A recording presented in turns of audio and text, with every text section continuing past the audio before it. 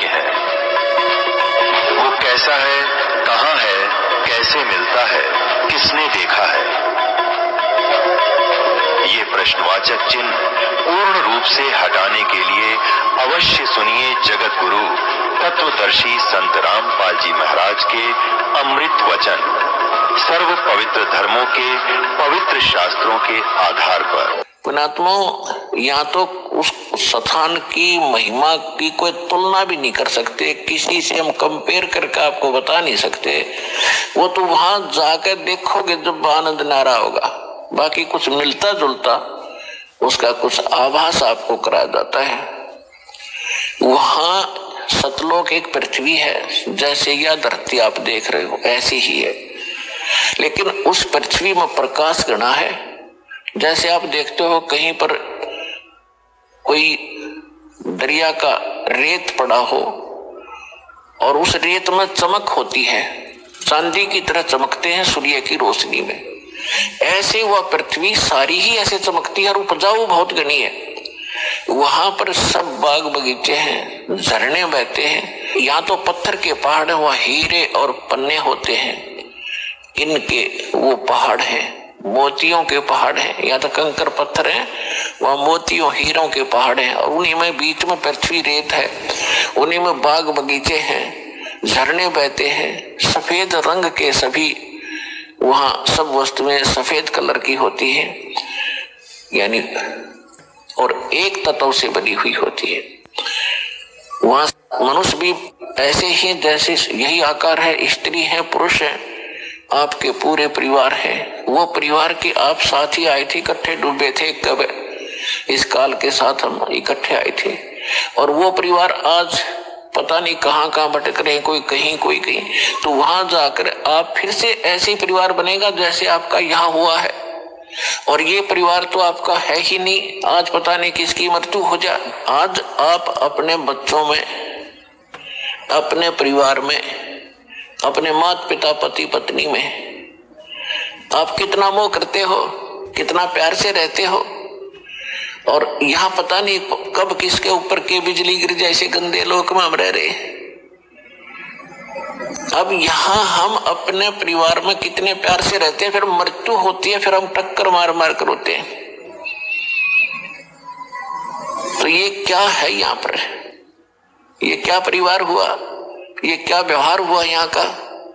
और वहां जाएंगे ऐसे परिवार बनेगा जैसे यहाँ बना है। और फिर वहां कभी मृत्यु नहीं होगी, वहां कोई कष्ट नहीं, किसी चीज का अभाव नहीं। और अपना खाओ पियो नहाओ दो, दूधों की नदियां बहती हैं, वहां शहद की नदियां बहती हैं। वहां पर बाग बगीचे सदा बहार हैं, कभी सूखते नहीं, उनके फल कभी समाप्त नहीं होते। आपके अलग अलग मकान बने हुए हैं, बहुत सुंदर महल, और आगे लान है, प्रत्येक के आंगन में विमान खड़े हैं वहां के बने हुए। तो पुणात्माओं, ये कोई बालकों का ज्ञान नहीं, ये ना सोचना कोई डूम बांट के गीत है, कोई वैसे रोजी रोटी के लिए बहका रहा हो किसी को। ये आंखों देखा उन संतों ने बताया, भगवान ने आके बताया, और ये सारा ज्ञान आपके रूबरू हो रहा है। ये दास बताने लग रहा है आपको। तो इस गंदे लोक से निकलने का ईब सु अवसर है। परमात्मा कहते हैं समझा है तो सिर धर पाओ और बहुर नहीं रह सदाओ।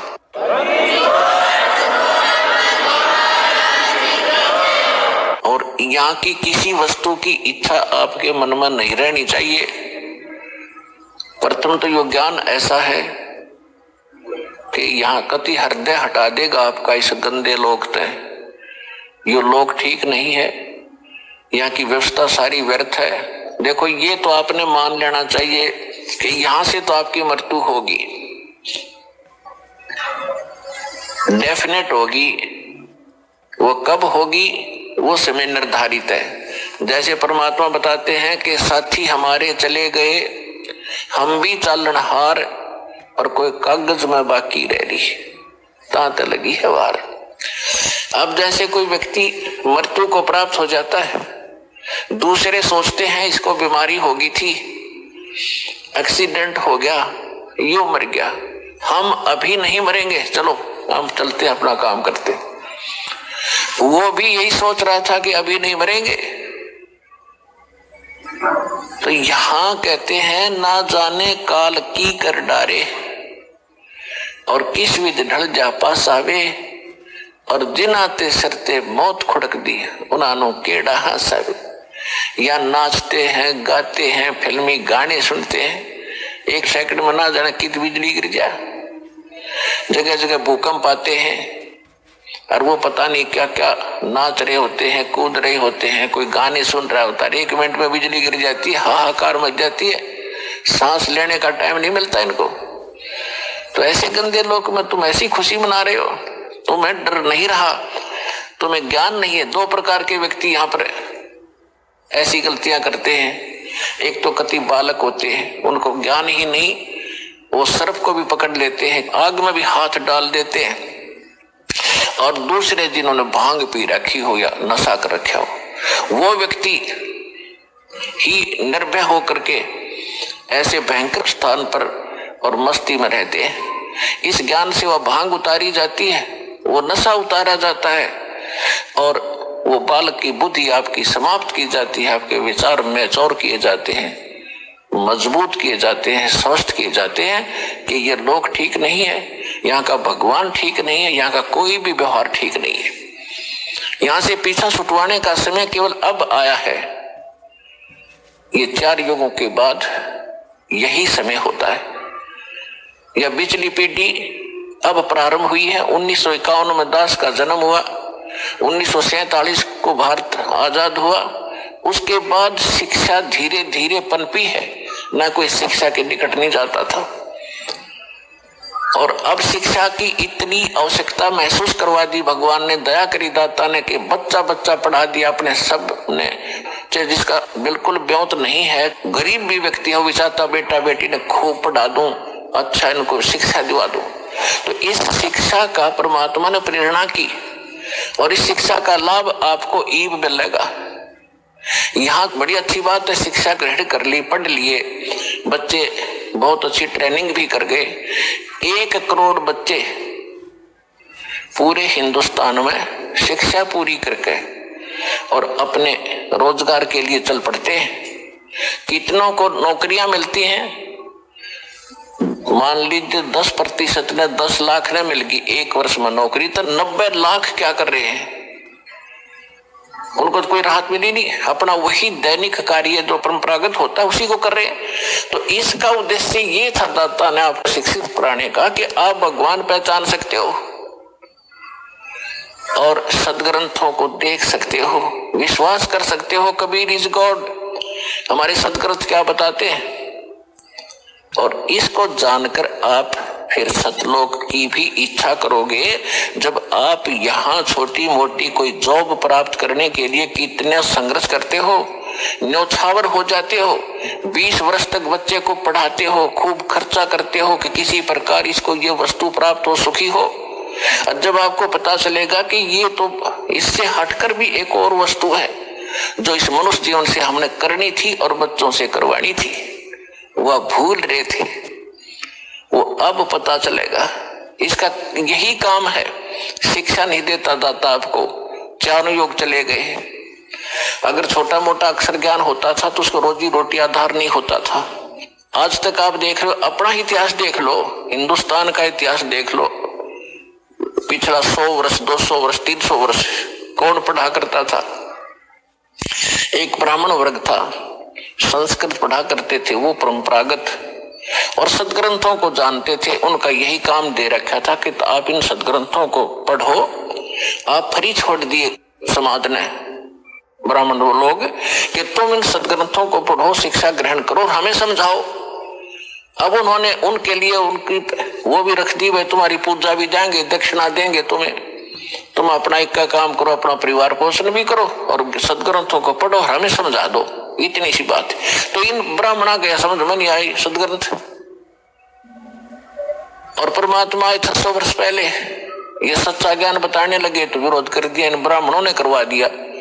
ब्राह्मण कोई जाति नहीं है पुणात्माओं, क्योंकि हम अपने अपने वर्ण में पैदा होकर उसी को सत्य मानते हैं, श्रेष्ठ मानते हैं, और कोई उसके विषय में थोड़ा सा बोलता है तो हमें दुख होता है। ये भी हमारी बाल बुद्धि ही होती है, बचपना ही होता है। अब देखो ब्राह्मण, आज हम ब्राह्मण कुल में जन्मे हैं, मृत्यु के बाद हम शूद्र घर में भी जन्म ले सकते हैं, क्योंकि हमारे संस्कार बहुत पुराने आपस में रले मिले, और हम पशु पक्षी योनि में भी जाएंगे। फिर भी ब्राह्मण कोई जाति से नहीं होता, कर्म से होता है। जो ब्राह्मण यानी पंडिताई गुरुआई करते हैं, जो ज्ञान प्रचार करते हैं, उनको ब्राह्मण कहते हैं, विद्वान कहते हैं। मेरे पूज्य गुरुदेव जी ब्राह्मण कुल में जन्मे थे। गांव बड़ा पैंतावास, जिला भिवानी, चरखी दादरी के पास एक गांव है। ब्राह्मण कुल में जन्मे थे और वो कभी ब्राह्मण नहीं कहते थे, आप अपने आप को एक भक्त या संत कहते थे। और मेरे दादा गुरुजी यानी गुरुजी के गुरुजी गांव छावला दिल्ली में,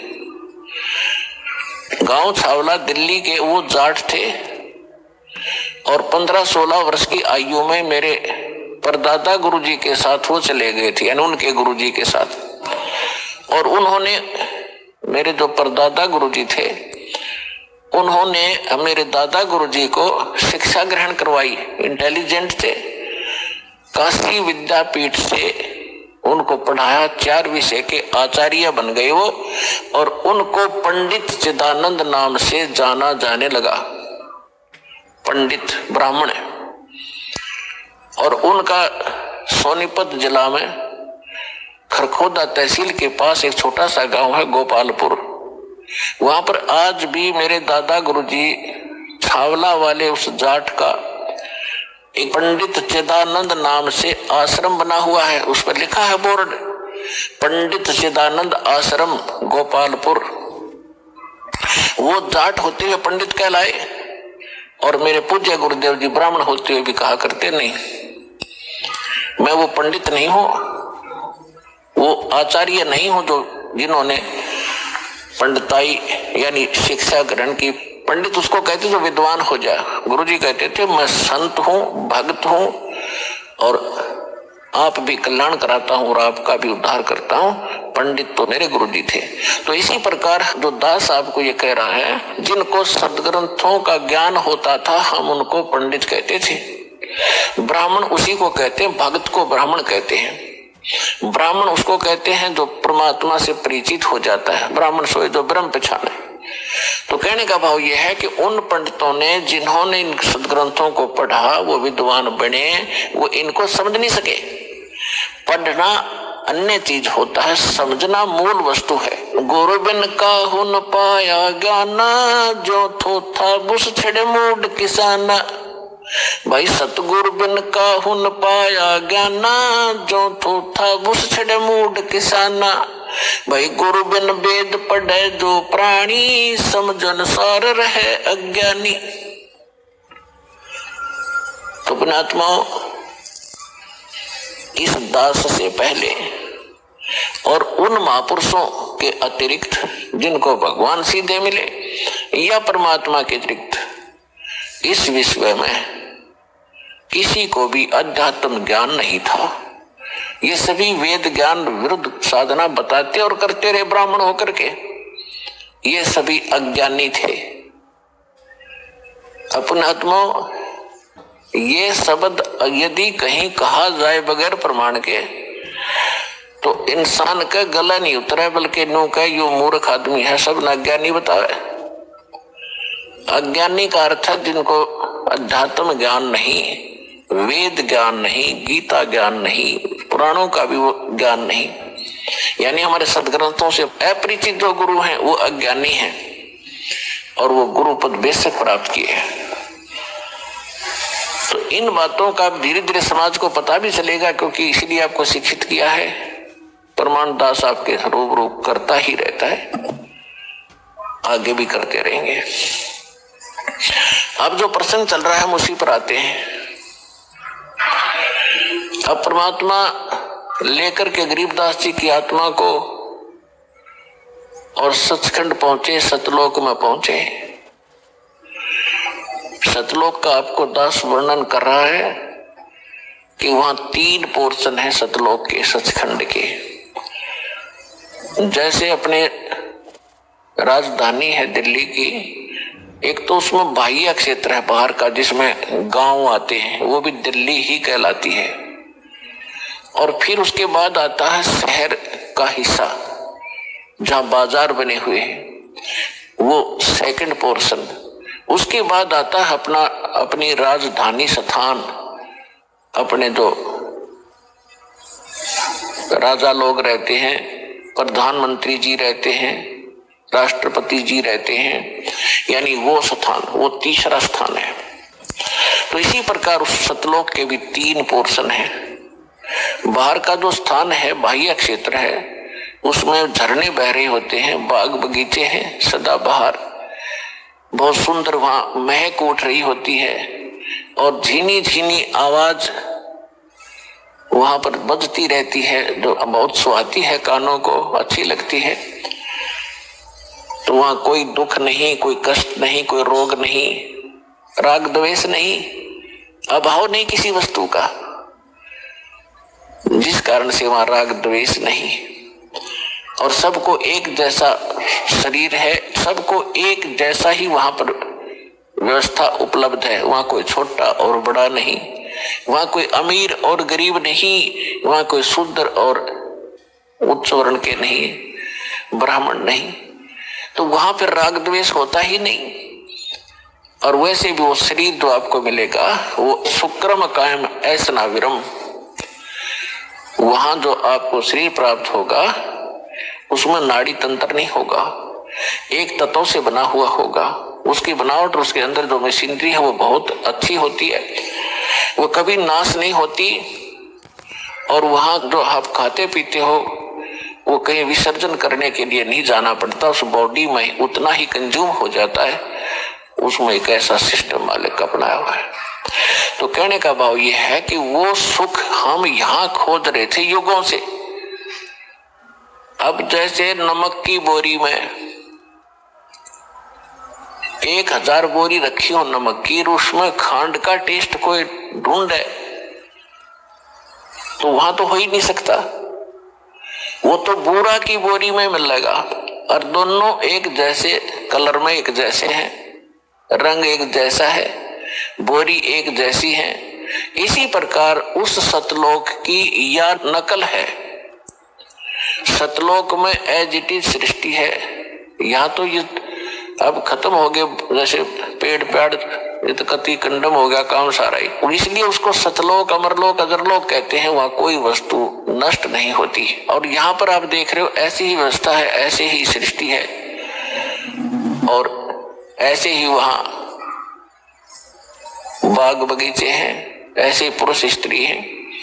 और ये नकली संत सतलोक की महिमा गाते हैं, राधा स्वामी वाले या और भी कोई भी कबीर पंथी हैं, कहते हैं वहां प्रकाश ही प्रकाश है, चेतन ही चेतन है और परमात्मा निराकार है। आत्मा परमात्मा में ऐसे जाकर मिल जाती है जैसे बूंद समुद्र में, बस कोई अस्तित्व नहीं रहता। तो ये कहते हैं सटदल उवा बाई बकदा, ये उवा बाई बक्के थे। इनको ना आत्म अनुभव, स्वानुभव नहीं, ना इनको परमात्मा का ज्ञान समझ में आया, ना इनको गुरु ठीक मिले, जिस कारण से इन्होंने ऐसे विधान सिद्धांत बनाकर हमें भ्रमित कर रखा था। तो वहां पर ये सृष्टि, ये स्थिति है और वहां जाने के बाद आपकी फिर कभी मृत्यु नहीं होती। अब एक सोचने की बात है, एक गरीब आदमी जिसके पास मुश्किल से 1-2 कमरों का मकान हो और उसको कोई कह दे चाल तुझे 500 एकड़ जमीन बना बनाई कोठी इतनी सुंदर और उसको चल वहां तुझे देता हूं, या तो उसका विश्वास नहीं होगा, और विश्वास होगा 2 मिनट लाओगा, छोड़ेगा ढूंढना है, पड़ा रहेगा, चल अपना हमारा ही मौज, वो पड़ा रहेगा कि जिसका कोई बरतो चाहे ना बरतो। तो ऐसा ही है जो दास आपको बता रहा है, या तो आपका विश्वास नहीं होगा, लेकिन विश्वास दास करा के छोड़ देगा।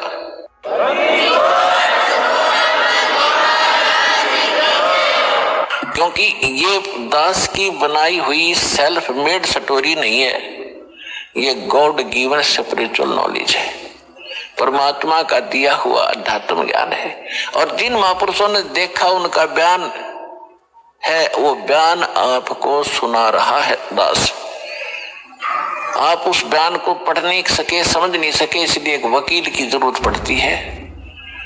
इसी प्रकार दास आपका वकील का भी काम करेगा उस परमात्मा के दरबार में। कर ले गुरु वकील मुकदमा भारी है, भाई कर लो गुरु वकील मुकदमा भारी है। ये बहुत भारी मुकदमा है, इसके लिए वकील की जरूरत पड़ेगी, वकील भी पूरा हो। जिन्हें विधान का नहीं पता, संविधान का नहीं पता, और वो वकील बने फिरे हैं, दस यानी नकली संत बने फिरते हैं, ऐसे संतों को करने का, ऐसे वकीलों को भी करने का कोई फायदा नहीं, तो वहां जवाब ना दे सके। तो इस दास के अतिरिक्त विश्व में इस विधान का कोई भी जानकार नहीं है पृथ्वी पर वर्तमान में।